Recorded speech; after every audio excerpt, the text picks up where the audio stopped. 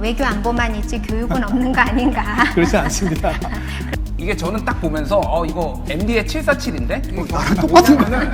MB의 747의 뻥튀기 공약하고 똑같은 거를 지금 내세워서 국민들 현혹시키려고 하는 거 아닙니까 지금? 아닙니다. 시작해 주세요. 우리 그 박진 후보자 하면은 온 국민이 알기에 영어를 대한민국에서 뭐 둘째가라면 서러울 정도로 잘하시는 분. 그래서 며칠 전에도 영어로 녹화해서 발표를 하셨죠, 정책을? 네. 네. 또 뭐 옥스퍼드대 출신. 이래서 우리 국민이 생각하는 후보자의 이미지는 굉장히 반듯하고 깨끗하고 뭐 이렇게 기억들을 합니다. 그래서 사실은 저는 정책으로 교육 정책이 좀 나와줄 줄 알았어요. 그런데 3대 정책에는 교육이 빠져 있더라고요. 그 교육의 현실을 잘 모르시는 거 아닌가. 현재 우리나라 교육의 가장 큰 문제점은 무엇인지. 대한민국이 사실은 교육으로 흥했지만 교육으로 지금 망해가고 있거든요. 그래서 그 부분에 대해서 교육 정책 혹시 준비하셨는데 발표를 못 하신 게 있으면 발표를 좀 해주시기 바랍니다. 사실은 제가 교육 정책을 발표를 했습니다. 그 페이스북에 올린 지 한 달 됐어요. 네. 그런데 그 언론에서 별로 취급이 안 되고요. 저는 이제 제가 외교 안보 대통령이 되겠다 이러니까 그 부분에만 이제 초점을 두고 언론에서 보도가 된 측면이 근데 있습니다. 엊그제 3대 정책 발표하실 때도 네. 교육이 없어요. 그만큼 네. 우리 박진 후보의 머릿속에는 외교 안보만 있지 교육은 없는 거 아닌가. 그렇지 않습니다. 그런 제가, 발표를 예, 좀 해주시죠. 저는 이제 국비 유학생으로 미국, 영국에서 공부를 했고요. 대학에서 학생들을 가르치다가 문민정부가 들어와서 청와대 비서관으로 왔기 때문에 원래 제가 그 경험을 쌓은 곳은 대학입니다. 그리고 이번에도 8년 동안 한국외국어대학에서 8년 석자 교수를 하다 왔기 때문에 예, 아니 정책을 구체적으로 네, 조금 간단하게. 교육에 대해서 관심이 네네. 많습니다. 지금 대한민국의 교육의 문제점은 그 교육이 너무 이념적으로 정치화되어 있다는 겁니다. 그 전교조의 영향 때문에 학생들이 그 창의적이고 융합적인 사고를 할 수 있는 교육을 해야 되는데 이념의 틀에 갇힌 그런 교육을 받는 것은 곤란하다 이렇게 생각을 하고 있고요. 그 특히 대학의 경우는 그 교육부의 규제가 너무 심하기 때문에 자율적인 연구 개발 활동이나 또 학생들의 그 미래 일자리를 위한 준비가 제대로 안 돼 있는 것 같습니다. 그래서 네, 교육이 저는 죽었죠. 네, 그리고 대학도 그렇고. 교육부에서 대학을 떼어내야 된다 이렇게 네. 생각하고 아이들이 학교 다니면서 그래도 시험도 보고 실력 평가를 받아야 될 텐데 자유학기제라는 걸 하면은 아이들이 풀어질 수 있지 않습니까? 그리고 고등학교 때도 학점제로 해서 아이들이 나름대로 자기가 하고 싶은 공부를 제대로 준비를 해서 우리 교육의 그 수준을 올릴 필요가 있고 그렇게 공교육이 올라가면 사교육에 대한 필요가 줄어들면서 사교육비도 줄게 된다 이렇게 생각합니다. 네, 이번에 얼마 전에 통과된 법 중에 사학법이 개정이 됐습니다. 그 내용은 알고 계십니까? 네, 사학법. 네, 그 내용의 문제점에 대해서는 좀 알고 계세요? 뭐 구체적으로 어떤 사학의 네. 인사권이라든지 이 사회의 네. 그 권한 그런 것들을 다 없애버렸습니다. 징계권도 없어지고 네. 그런 부분에 대해서는 어떻게 생각하세요? 박선영 의원님 저하고 사학법 때문에 우리 길가에서 반대 풍찬노숙도 많이 하신 분이기 때문에 제가 잘 알고 있습니다. 그 사학이 제대로 살기 위해서 이런 그 정부의 간섭이 최소화로 줄어들어야 되고요. 또 지금 그 대학이 통폐합을 해야 되지 않습니까? 학생들이 많이 줄고 있기 때문에 그랬을 경우는 그 사학을 운영하시는 분들이 그 재산 처리나 또는 이 자녀 이런 그 잉여 재산 이런 것들은 그 사학이 자녀 재산 귀속할 수 있도록 이렇게 해줘야 통폐합이 제대로 이루어지지 않겠는가. 그러니까 잘못된 거죠. 잘못된 겁니다. 그러면 대통령 되시면 어떻게 하시겠습니까? 그렇게 되면 이제 저희 그 정당과 상의를 해서 국회에서 사학법을 폐지하든지 개정하도록 그렇게 재개정. 하겠습니다. 네. 제가 질문 네, 잠깐만 요 사학법과 관련해가지고요. 그 얼마 전에 그 조국 전 장관의 동생이 교사 채용 문제로 구속이 된 적이 있거든요. 네. 그런데 그것은 이제 사학의 횡포고 전행이죠. 예를 들어가지고 거기 그 자리에 들어가야 할 다른 사람들이 정당한 실력을 가진 다른 사람들이 그런 편법 때문에 떨어졌단 말이죠. 근데 이런 사학의 횡포 같은 건 분명히 존재하지 않습니까? 그런 상태 속에서 사학법을 폐지해야 한다. 라고 한다면 이런 사태는 단지 여기만이 아닐 거라는 겁니다. 굉장히 일반적으로 일어나는데 이런 문제는 어떻게 해결하실 겁니까?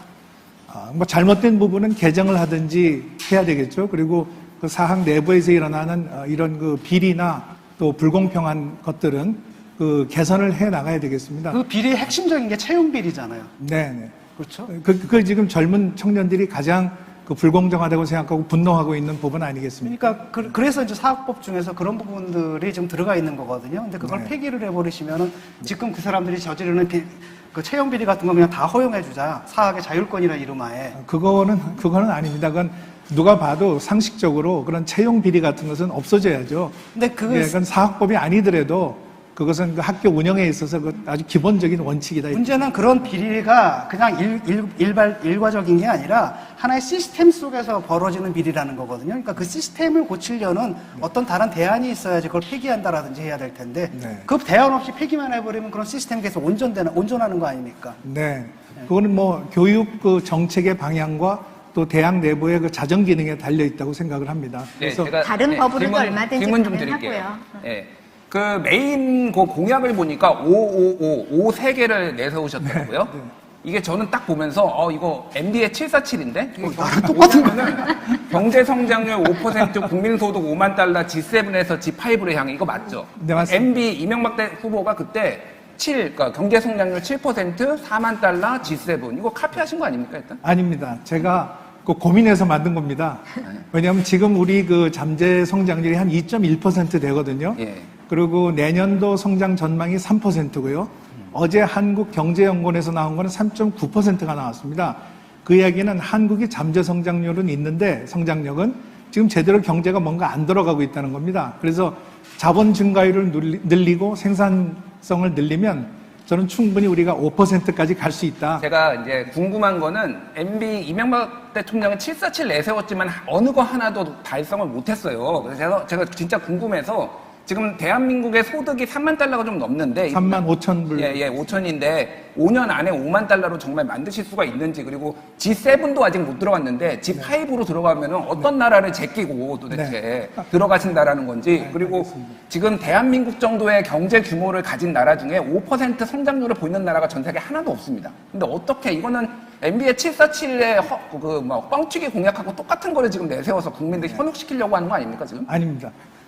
지금 이제 아까 말씀드린 대로 지금은 우리가 뭐 마이너스 성장도 하고 했지만은 내년에 3%, 그 다음에 4%, 그 다음에 5%로 쭉 가면 2027년 제가 대통령이 되고 나서 마지막 임기 때는 5만 3천 불이 됩니다. 4% 성장을 해도 5만 불이 되거든요. 그러면 이제 G5로 가는데 그럼 우리가 따라잡아야 할 나라가 어디냐? 그 GDP 전체 규모로 보면은 그 이탈리아하고 캐나다입니다. 이탈리아, 캐나다를 제끼면 영국하고 접전을 하게 됩니다. 그래서 이제 우리가 뭐 영국에 뭐 꼭 늘 따라가야 될 필요는 없으니까 G5로 갈 수 있다. 근데 사실은 이런 규모를 가진 나라에서 경제 성장률 5%라는 것은 사실 가능하지가 않거든요. 상식적으로. 왜냐하면 우리가 중국입니까? 지금 중국도 6% 정도거든요. 그런데 어떻게 5%를 가겠다라는 건지 이런 것 자체가 예를 들어가지고 뭐 이명박 대통령에서 이걸 하기 위해서라도 뭐 4대강 사업이라든지 뭐 이런 거라도 했는데 지금 그런 시대도 아니고 이걸 어떻게 5%라는 이 고도 성장에 어떻게 보면 불가능한 그런 식의 그 보수층의 과거에 굉장히 낡은 사고방식에 좀 호소하는 측면이 있거든요. 그래서 저는 5%를 어떤 주장하는 후보다라고 하면 이분은 좀 이상하다. 신뢰감 솔직히 안 갑니다. 5% 얘기를 하면 꼭 이래야 되는 거예요. 진 교수님 5%로 가려면요. 노동개혁 필요하고요. 규제 완화해야 됩니다. 예, 다 그리고 해도 인재 양성해야 되고 글로벌 전략이 있어야 됩니다. 그거를 다 갖추면 5% 얼마든지 전 갈 수 있다고 생각합니다. 우리가 지금 하는 3%다라는 것도 사실 OECD 평균으로 보면 상당히 높은 편이거든요. 그리고 아시겠지만은 경제가 고도화되면 될수록 정권 하나 바뀔 때마다 1%씩 떨어지잖아요. 성장률이라는 건. 그건 저는 자연스러운 거라고 보거든요. 너무 급격하게 떨어지지 않는 한. 그다음에 우리가 그런 외적인 성장률이 아니라 내포적인 성장으로 가야 되는데 내년 세계 평균 성장률이 얼마인지 아십니까?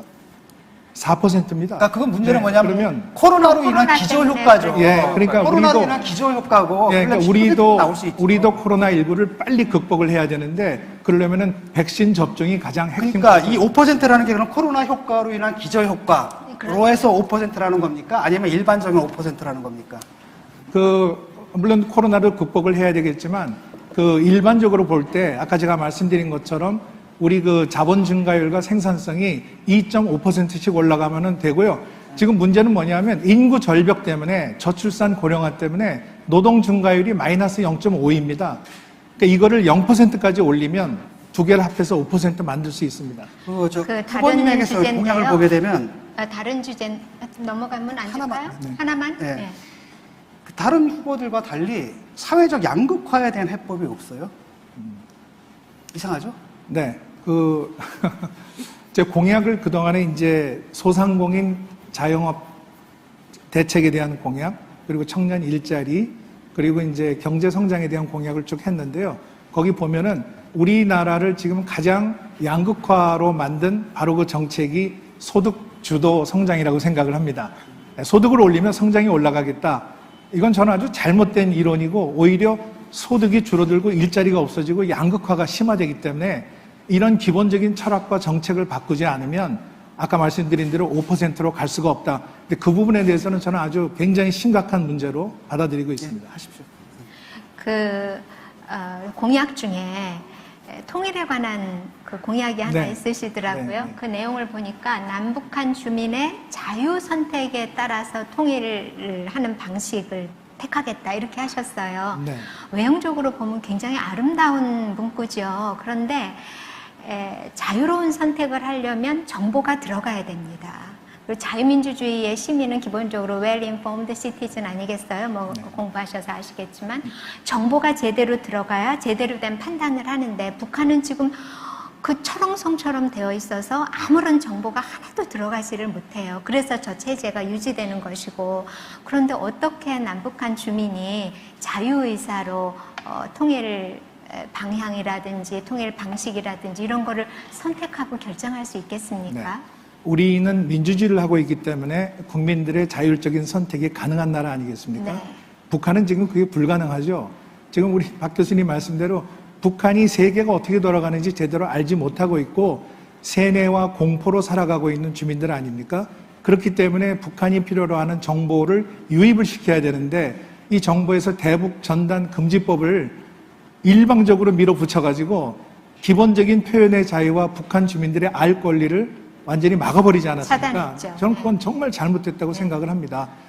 그리고 이제 우리 진 교수님이 이제 독일에서 공부하셨는데 그 독일이 통일된 것은 서독이 동독을 흡수한 건 아니지 않습니까? 동독 주민들이 스스로 걸어가지고 베를린 장벽이 무너지고 여행의 자유를 찾아서 간 거 아니겠습니까? 저는 북한 주민들도 그런 스스로 자유민주주의와 통일에 대한 선택을 할 수 있도록 북한을 변화시켜야 되는데 그게 지금 말씀하신 대로 정보의 유익과 북한 인권의 개선이다 이렇게 생각을 합니다. 그럼 북한 인권 개선을 위해서 대통령이 되시면 어떤 일을 하시겠습니까?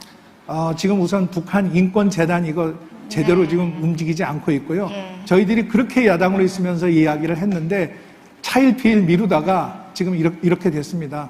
그리고 그 북한의 지금 우리 국군포로 납북자 이 문제 우리가 해결을 해야 되고요. 네. 그 다음에 그동안에 그 북한의 인권 어떤 그 탄압이 있었고 어떤 범죄가 있었는지 이걸 우리가 차곡차곡 다 정리를 해서 통일이 되는 과정에서 그런 것들을 전부 우리가 처리를 하고 정리를 해야 되겠다 이렇게 생각합니다. ICC를 활용할 생각은 없으세요? 그건 제가 그 송상현 교수님하고 네. 한번 말씀을 드려봤는데 ICC에 있는 그 검사들이 그렇게 하자고 하는 분들도 있는 걸로 알고 있습니다. 그래서 그거는 국제법에 따라서 인도주의적인 비인간적인 행위에 대한 책임을 물을 수 있다고 생각을 합니다. 그것도 우리가 진지하게 검토를 해봐야 될 문제입니다. 네. 공약 발표하시는 걸 봤는데 진짜 모든 후보 중에서 제일 잘하시더라고요. 그랬는데 그러다 보니까 전체적으로 무난한데 그러다 보니까 구체성이 많이 좀 떨어지는 것 같아요. 예를 들어가지고 도심 맞춤형 주택 같은 거 있지 않습니까? 네. 근데 뭐 결국은 재개발 그다음에 뭐 용적률 상승 뭐 이런 거잖아요. 네. 모든 후보들이 다 하고 있고 다른 후보들은 이거보다 훨씬 더 구체적인 공약들을 갖고 나왔거든요. 네. 근데 예를 들어가 이렇게 보죠. 청년과 신혼부부들한테 제공한다는 거잖아요. 그 사람들이 이 집을 어떻게 살 수 있는가요? 국가에서 뭘 어떻게 지원하는 건가요? 네. 제가 만든 말입니다. 그게 도심 맞춤형 주택이라는 게 도심에 있는 고밀도형 주택인데요. 직주 근접이고 그 근처에 환경이 아주 잘 돼 있는 그런 그 주택을 젊은 청년들이나 신혼부부가 선호할 거 아니겠습니까? 네, 그래서 그 청년들이나 신혼부부들이 들어갈 수 있는 금융대출 지원을 해줘야 되고요.